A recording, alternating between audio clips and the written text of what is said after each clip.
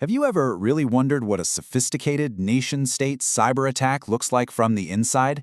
I'm not talking about the Hollywood version, with the frantic typing and the flashing skulls on screen. Today, we're going to pull back the curtain and dissect a real-world operation, piece by piece, to see how the pros actually operate. So how does a group of super skilled operators plan an attack, pull it off without a hitch, and then just vanish? To figure that out, we are opening up the case file on one of the most active and skilled threat groups out there right now. All right, let's meet our subject. To the cyber intelligence folks, they're known as Case File G1031, but you'll probably know them by their code name, St. Bear. And trust me, they are a fantastic case study in modern digital espionage. So here's the top-line intel. St. Bear is a Russian nexus group, and they go by a bunch of different names, like Stormo 587. And as you can see, their focus is laser-sharp, Ukraine and Georgia. This isn't just some random hacking, okay? This is highly targeted, strategic stuff with some very clear geopolitical motives behind it. And it's not just speculation.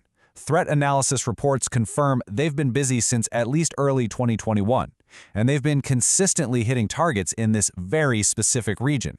That kind of focus, it tells us a whole lot about their mission. So let's break down how they actually do it. Every professional operation, whether it's digital or in the real world, starts with careful planning. For St. Bear, this is what we'll call Phase 1, casing the target. It's all about doing their homework, reconnaissance and getting all their digital tools ready before they even think about making a move. And their playbook is incredibly methodical.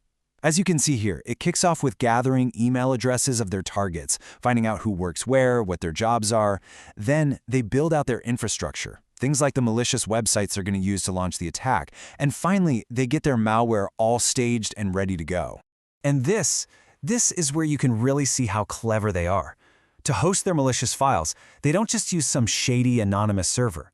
Nope, they've been caught using Discord's own content delivery network, or CDN. Just think about that for a second. By hiding their malware on a legitimate trusted service that millions of people use every single day, their malicious traffic just blends right in. It's the digital version of hiding a weapon in plain sight. It's brilliant. Okay, so with all that prep work done, it is time for Phase 2, the break-in. This is the part where St. Bear actually makes their move, getting that first foothold into the target's network and running their first bit of malicious code. And they don't just have one way in, they've got a whole bag of tricks. The most common one is spear phishing. That's an email that looks totally normal, maybe with an attachment that seems like just another Office doc. They also use malicious links on websites they've faked.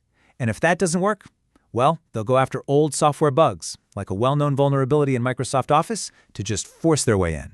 So what happens the second a user clicks that link or opens that file? Well, one of their favorite tools is PowerShell. Now, PowerShell is a super powerful scripting tool that comes built right into Windows, which is exactly what makes it so perfect for them. They can use it to download the next stage of their attack, and to most security systems, it just looks like a normal admin doing their job.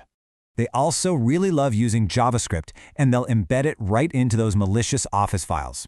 The moment that document gets opened, that little script just quietly runs in the background, calls out to their server, and downloads their main info-stealing malware, a really nasty piece of kit they call Outsteal. And of course, they don't forget the classics. They use the simple Windows command shell, yep, good old CMD, to run scripts that just systematically start tearing down the system's defenses, starting with the built-in antivirus. And this act of disabling security, it leads us right into their next and maybe their most important phase. So, we've made it to Phase 3. You see, getting in is one thing, but staying in without getting caught, that's the real trick. This phase is all about disabling the alarms, or what the pros call defense evasion. This is how they become ghosts in the machine. And this slide right here, it shows you just how important being stealthy is to their whole operation. Out of the 18 main techniques we know St. Bear uses, look at this. A full 7 of them, that's almost 40%, are dedicated only to defense evasion. They put just as much effort into hiding as they do into the actual attack. Staying hidden is priority number 1. So how do they pull off this invisibility act? Well, here are 2 of their cleverest tricks. First, you've got code signing. They digitally sign their malware with a stolen or a fake certificate. It's basically like giving it a forged passport to make it look like a legitimate, trusted program. The other technique is software packing. This essentially encrypts or scrambles their malicious code so that security scanners just can't read what it's actually designed to do. But they don't just hide. They go on the attack. They target the system's immune system itself. By directly modifying the Windows registry, which is kind of like the core brain of the operating system, they can simply switch off Microsoft Defender and other security tools. It's like they're not just sneaking past the guard, they're putting the guard to sleep entirely. So let's step back for a second and look at the whole master playbook. When you put all these phases together, from the initial homework to the sneaky evasion tactics, you get a really clear picture of a sophisticated, patient, and incredibly capable threat group. This chart is really telling. It breaks down their known techniques by operating system. Now, the focus is obviously on Windows with 15 different techniques, but look closer. They have a deep arsenal for Mac OS and Linux too. This shows they're not a one-trick pony. They are a versatile, cross-platform threat, and they are capable of hitting pretty much any kind of target. You know, breaking down a group like St. Bear gives us an incredible snapshot of what modern cyber conflict is all about. But it also makes you look ahead, right? As our defenses get better and their tools get smarter, what does the next digital heist even look like? What new, even more clever techniques will the next generation of attackers come up with to hide in plain sight?